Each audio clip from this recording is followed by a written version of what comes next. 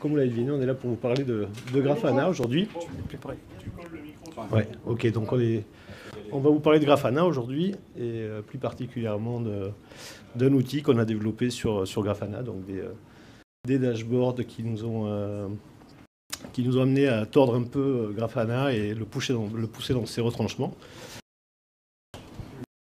Et donc voilà, on va vous montrer tout ça. Alors l'objectif n'est pas tellement de vous montrer l'outil en lui-même, ça va être plutôt technique, on va plutôt se concentrer sur les plugins, mais on vous parlera quand même un petit peu de l'outil. Donc, qui sommes-nous? Oui, pardon. Donc, qui sommes-nous? Donc, on travaille donc pour la direction des opérations et des services, et plus particulièrement dans le département métrologie, performance et supervision, qui, comme son nom l'indique, s'occupe du suivi de la supervision des applis et du SI, de manière plus générale. Et... Il faut juste que tu mettes plus oui, le micro pardon. près de ta bouche. Oui, je vais essayer de le laisser poser. Mais... Ah, nickel. Et donc Fabien et moi... Il n'a pas la coqueluche, tu peux le coller, c'est pas grave. Et Fabien et moi donc, travaillons principalement sur deux projets. Donc, sur ce projet qu'on a modestement appelé Observabilité 360, ainsi que sur OpenTelemetry, ce qui fera peut-être l'objet de notre talk une autre fois. Mais bon, on ne va pas parler d'OpenTelemetry à chaque fois non plus, parce que sinon on va finir par s'en lasser. Voilà, je ne sais pas si tu veux te présenter. Oui, non, mais en fait, j'ai pas grand-chose à rajouter, effectivement. Donc, on travaille avec tous ces différents éléments, donc Prometheus, Grafana, Elastic, voilà, et bon, plus principalement là sur Grafana ce soir, mais ça fait partie de l'ensemble de l'écosystème.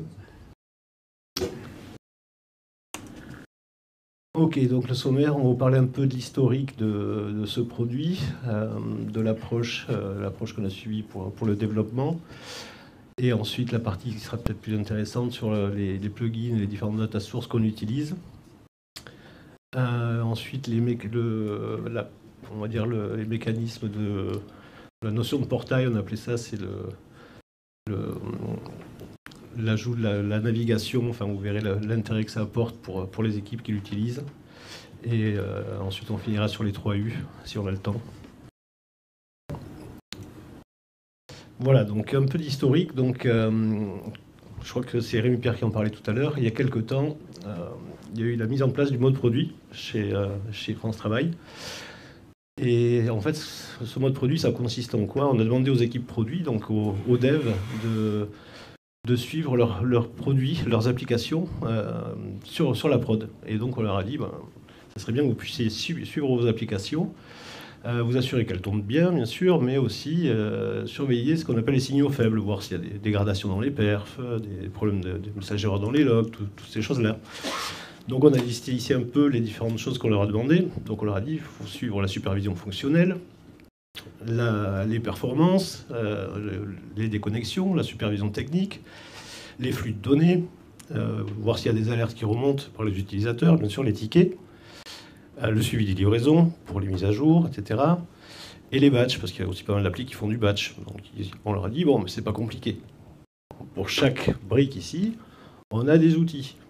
Un ou plusieurs d'ailleurs. Donc on a pour la supervision fonctionnelle, on a des outils, il y a plusieurs types d'outils. On a des outils on-prem, des outils open source, des outils dans le cloud, des outils maison. Et donc on a dit au dev, voilà, c'est pas compliqué, tu vas suivre l'APM, tu vas sur Osaka App Dynamics. Pour les incidents, tu vas aller voir dans ServiceNow. Pour les flux de données, tu vas aller voir dans l'appli de suivi des flux. Et puis, pour les livraisons, ça sera le cockpit des livraisons. Et pour l'autre, ça sera la météo des batchs, etc., etc. Et les devs ont fait à peu près cette tête-là, quoi. Et donc, de là nous est venue l'idée de passer au slide suivant. Ah, peu de lag. Donc on s'est dit, ça serait bien de leur simplifier la vie, parce que quand même les devs, ils ont autre chose à faire, et donc quand même du dev à faire aussi. Donc ça serait pas mal qu'on leur dégage un peu de temps pour ça. Et on s'est dit, ça serait bien qu'ils aient un outil qui synthétise un peu tout ce bazar. Et comme les devs étaient assez fans de Grafana, on s'est dit, si on peut le faire dans Grafana, ça serait cool, parce qu'ils aiment bien Grafana, comme ça ils ne seront pas perdus. Et donc on s'est dit, en plus Grafana permettait d'accéder à pas mal de data sources, notamment il y a la source Prometheus que tout le monde utilise, mais aussi Elastic. On pouvait l'intégrer avec un certain nombre d'applis, mais pas toutes. Mais bon, on s'est dit, on va quand même essayer de bricoler quelque chose. Et donc, on est parti là-dessus. Et donc... l'approche, pour le coup, là, ça a été de travailler sur Grafana. Donc, dans un premier temps, dans un environnement de dev. Donc, on s'est attelé à la tâche et donc on s'est dit on allait pouvoir sur Kubernetes utiliser par exemple du vCluster pour pouvoir déployer ça sur quelque chose d'isolé par rapport à nous. Et puis forcément de faire un petit peu notre tambouille en mode DevOps pour pouvoir itérer facilement, donc avec du Helm, des manifestes pour pouvoir les config maps, les secrets dans Grafana. Et puis potentiellement, là, au fil de notre utilisation, on a commencé à utiliser la partie Grafana API qui nous permettait par exemple de pouvoir déclencher des utilisateurs supplémentaires à la volée, utiliser des librairies panel, faire différentes approches. Et donc, en parallèle de ça, donc on a forcément tout versionné là, dans notre GitLab. Et puis en parallèle de ça, dans une deuxième étape, on a pu commencer à utiliser notre produit en mode de production. On a une partie pré-prod. Donc là, pour le coup, c'est managé par une autre équipe. Et donc là, on a plutôt utilisé déjà des choses qui pouvaient déjà être existantes en termes de CI/CD sur la partie GitLab CI. Et nous, plus particulièrement, là, on utilise les dashboards JSON qu'on avait plus travaillé auparavant, notamment avec les plugins, ou aussi la possibilité d'éventuellement ponctuellement demander des petits ajustements, par exemple sur des fichiers Grafana INI, avec justement l'ajout de les nouveaux plugins qu'on utiliserait. Et donc, on a simplement à utiliser un GitLab CI, et on vient réutiliser une partie d'un pipeline qui a déjà été fait. Et nous, on a juste à copier-coller nos dashboards JSON dedans. Voilà. Ok, donc le point de départ de nos devs, donc on a commencé à regarder un peu ce qui avait déjà été fait. Et il y avait pas mal de choses qui avaient déjà été faites. Notamment, il y avait des collègues là, qui faisaient pas mal d'extraction de données pour les analyser à côté, dans des élastiques, pas mal dans Elastic, sur lesquels ils avaient plugué du machine learning. Parce que nous, on était sur la version open source de Grafana, donc pas de machine learning, a priori. Et on s'est dit, ça, c'est intéressant, parce que sinon, ça oblige les gens à mettre des baselines à la main. Les baselines à la main, c'est toujours compliqué, c'est pas fiable. On s'est dit, c'est pas mal ce qu'ils ont fait côté machine learning, côté Elastic avec le machine learning. Donc, on a commencé par intégrer ça. Donc, on a créé les premiers dashboards sur Grafana en récupérant les données qu'ils avaient collectées. Et ça plaisait pas mal. Alors, on avait quelques indicateurs au départ. L'idée, c'était aussi de simplifier pour nos devs. On ne voulait pas leur remonter tous les indicateurs qui existaient parce que ça en faisait trop. Donc, ils voulaient quelque chose de synthétique. Et donc, on est parti sur quatre indicateurs. Donc, le nombre de requêtes, les temps de réponse, le temps de requête Ajax et les pages indispo. Et donc, voilà, ça se présentait comme ça. On disait, dès qu'il y a un indicateur qui tousse, on va avoir sur notre page de synthèse une brique qui passe en rouge. Ça, c'était le point de départ. Et on a réussi à faire ça en mode natif dans Grafana. Et c'était très bien. Mais après, on a commencé à intégrer d'autres indicateurs. Donc, il a fallu rajouter des indicateurs APM, des indicateurs qu'est-ce qu'on a ajouté ensuite déjà? Des logs, etc., d'autres choses. EUM et APM principalement. Ouais. Donc ici, ce qu'on appelle EUM APM, c'est plutôt la partie front ou la partie back. Et on a décliné les différents indicateurs. Et c'est vite devenu compliqué. Et c'est là qu'on s'est dit, faut qu'on trouve quelque chose de plus flexible et qui nous permette de faire des calculs plus avancés pour pouvoir présenter des dashboards plus synthétiques, en fait.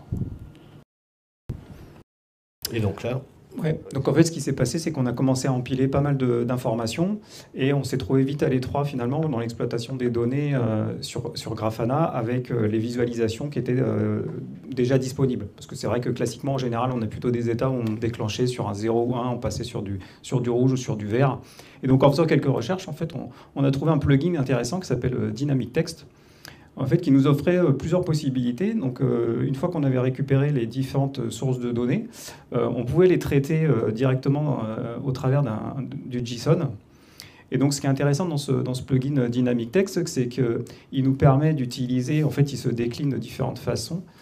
Attends, on peut passer peut-être sur celle d'après. C'est sur l'autre slide suivant. Et en fait, donc, on peut utiliser nativement, ce qui est intéressant, c'est du JavaScript, du CSS directement. Donc en fait, là, ce qui était vraiment intéressant, c'est qu'on a eu aussi une demande. Donc ici, on voit tout ce qui est, par exemple, les PN. Donc ça correspond à nos composants qui sont finalement des applications. Et on a pu commencer à plugger ces états et itérer pour avoir des états de nos différents indicateurs. Donc sur ce que vous avez vu précédemment, en fait, les 4 briques qu'il y avait en bas, ces 4 indicateurs, on les synthétise dans un seul. Et en fait, s'il y en a un seul qui est rouge, finalement, notre brique, elle passe au rouge. Donc là, c'est qu'on a vraiment commencé à pouvoir empiler ces données avec une première vue matricielle. Et puis, en haut à gauche, on ne voit pas très bien. L'intérêt ici, c'est que pour une équipe, on peut sélectionner une équipe et tous les applicatifs de l'équipe, on a une vision immédiatement comme ça qui est particulièrement intéressante. Peut-être on peut ouvrir pour voir l'intérieur du plugin sur un des panels. Donc ici, particulièrement, bon, voilà, il y avait pas mal de rouge au début. Donc ça, c'est aussi parce que par rapport à la première courbe de machine learning que vous avez eue, en fait, on avait simplement un déclencheur. Dès que le pic passait au-dessus d'un certain niveau, ça déclenchait. Par la suite, on a ajouté la partie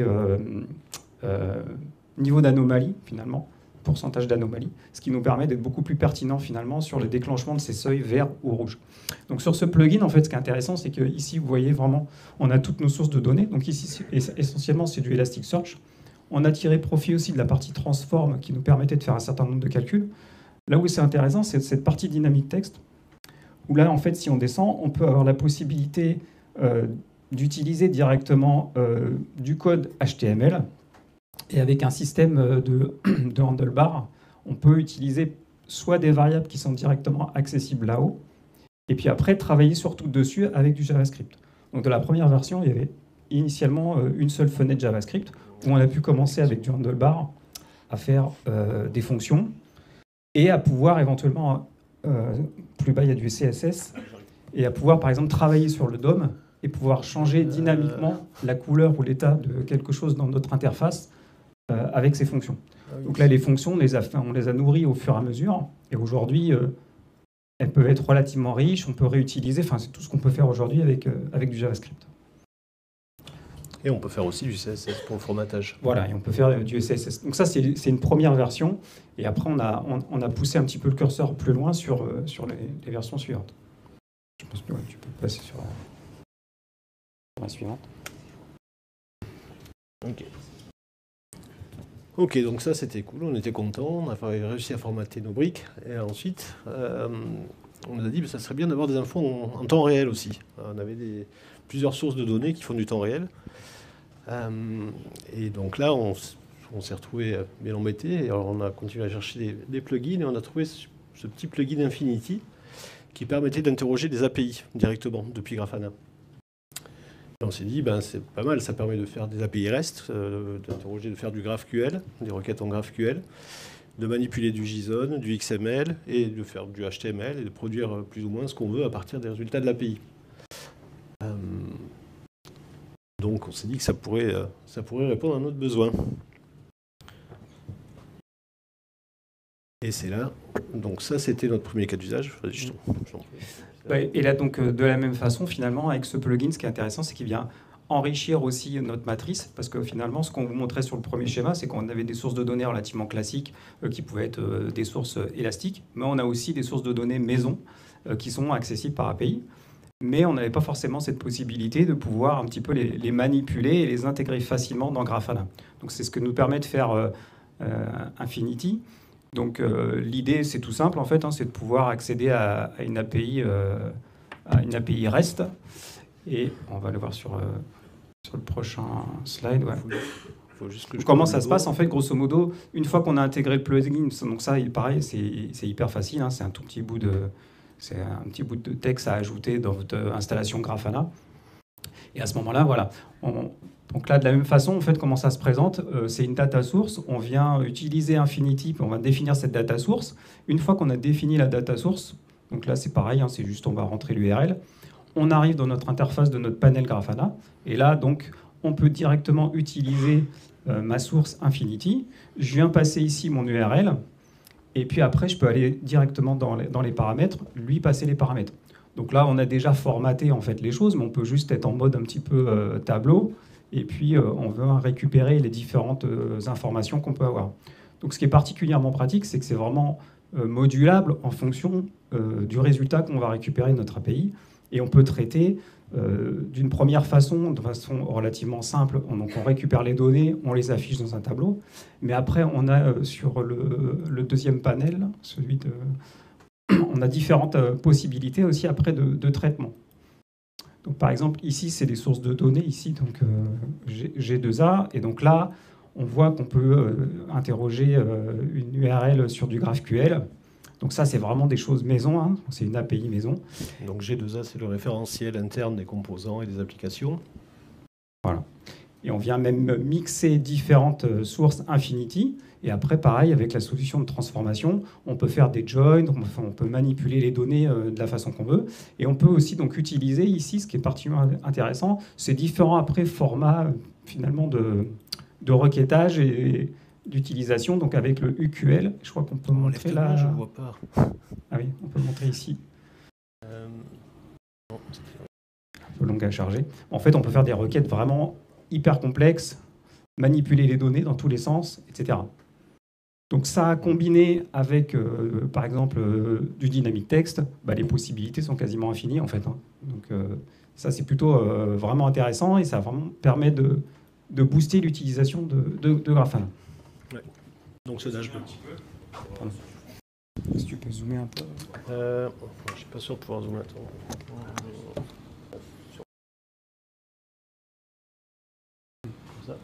C'est mieux comme ça? Voilà, c'est vraiment la présentation des données, donc on remanipule un petit peu ce qu'on veut.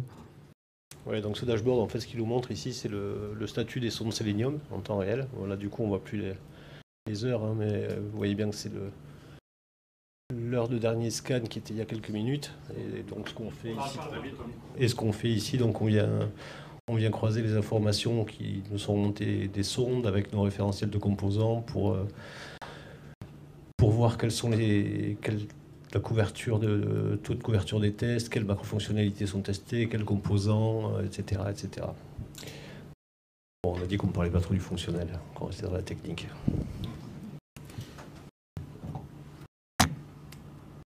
Oh mince, pardon, mauvaise manip. Ah ben voilà, c'est reparti. Du coup, ça se voit que je suis pas doué en PowerPoint. L'idée là, c'est de montrer du coup l'évolution et aujourd'hui tel que c'est. Voilà, donc après quelques itérations et au fur et à mesure, quand on a eu rajouté pas mal d'indicateurs, forcément l'écran qu'on montrait tout à l'heure est devenu hyper long. Et donc les utilisateurs ont dit, nous ce qu'on aimerait bien c'est avoir une matrice avec une ligne par composant. Donc en fait, comme on l'a dit tout à l'heure, les applications chez nous sont découpées en composants. Donc les codes que vous voyez à gauche sont des morceaux d'applications en fait. Il y a différents types de composants, on ne va pas rentrer là-dedans, les composants front, les backs, etc. Et donc ils nous ont dit, on aimerait bien avoir une ligne par composant, une colonne par indicateur, et puis savoir si c'est vert ou rouge, et puis si c'est rouge, je clique dessus et je vais voir ce qui se passe, quel est le problème. Et ça, forcément, on ne pouvait pas le faire non plus en natif. Du coup, on a fait une simple table HTML, enfin simple, pas tout à fait simple, quelques twists au milieu. Et pour le coup, voilà, ça nous permettait d'avoir une vue hyper synthétique et un affichage plus condensé. Qui permet aussi à certaines équipes qui le voulaient de pouvoir avoir un écran, par exemple dans leur open space ou autre, pour avoir ça, et avoir en temps réel une visibilité sur leurs composants et sur l'état de santé de leurs produits. Donc ça c'est l'état où on en est aujourd'hui. Je peux vous montrer alors ce qu'on voulait vous montrer aussi, c'est la partie, donc ce qu'on a appelé notion de portail. Donc voilà comment ça se présente aujourd'hui. Voilà, j'ai un peu zoomé, du coup ça rentre un peu moins bien. Mais voilà, donc il retrouve, comme on disait, une ligne par composant, ensuite des colonnes avec les familles d'indicateurs. On va pas passer tout ça en revue, c'est pas l'objectif. Ce que je peux vous dire, c'est que, donc voilà, comme on disait, ça s'est construit à base de dynamic text, pareil. Donc on a tout notre code qui est là avec voilà, donc la table, vous reconnaissez l'HTML.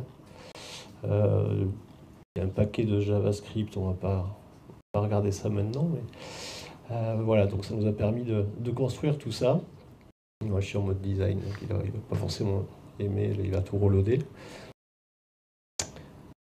Et l'autre objectif qu'on s'était fixé, c'était aussi de pouvoir permettre aux équipes donc de débrayer depuis cette matrice Grafana sur l'outil qui nous remontait les données facilement. Parce que comme il y avait une telle foultitude de données et d'outils, forcément ils ont du mal à garder les adresses, les URL, les droits d'accès à tous les outils, etc. Donc pour leur simplifier la vie, ils nous ont dit que ça serait bien si on pouvait avoir des liens. Donc c'est ce qu'on a fait et partout c'est possible. Donc si je prends par exemple la partie des logs, alors les logs chez nous sont stockés dans des élastiques.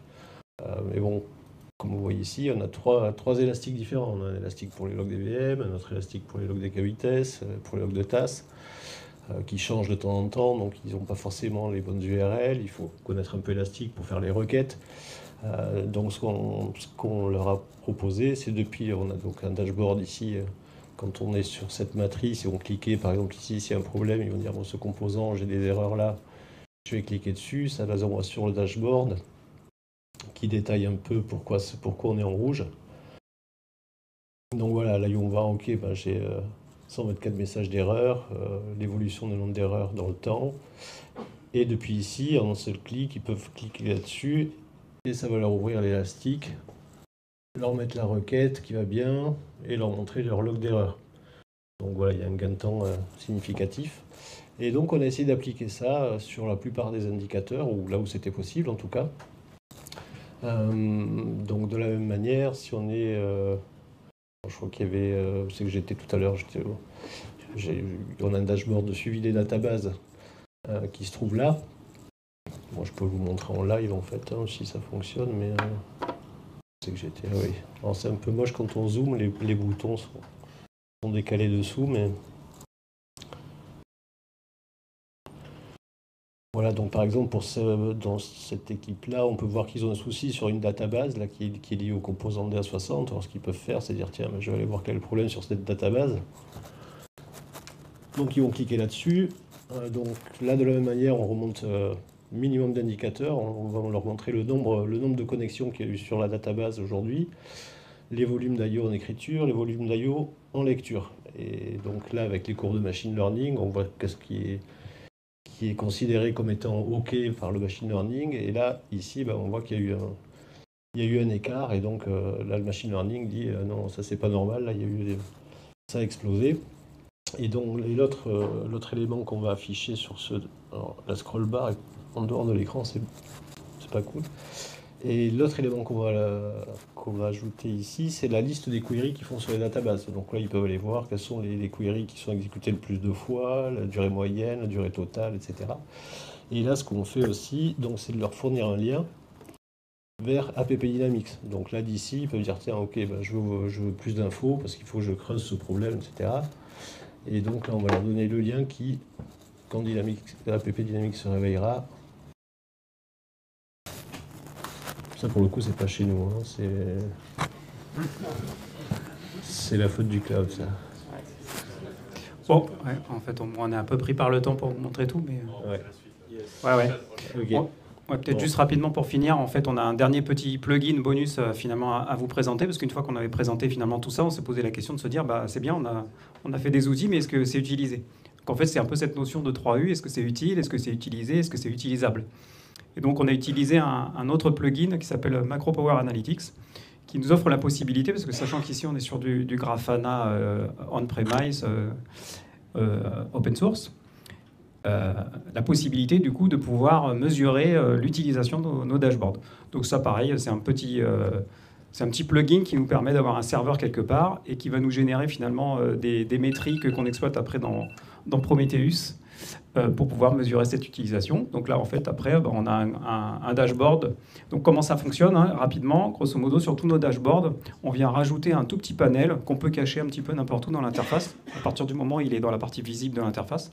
Et lui, il va générer ces données, il va les pousser, et on va pouvoir après les exploiter et dire, par exemple, ici, tel dashboard, il a été utilisé par telle personne pendant 10 minutes, celui-là 2 heures, etc. On cumule. Et puis on peut éventuellement aussi voir les utilisateurs de ces dashboards. Donc on a pu voir finalement qu'il y avait une adoption assez intéressante des différents dashboards qu'on avait pu proposer. Super. Voilà. Merci Fabien, merci David. Est-ce que vous avez des questions? 1 minute, 2 minutes maximum de questions peut-être? Est-ce qu'il y a quelqu'un? Moi j'ai peut-être une question. Est-ce que j'ai pas compris, c'est qui vos utilisateurs au final? Les équipes produits. Si tu peux les donner.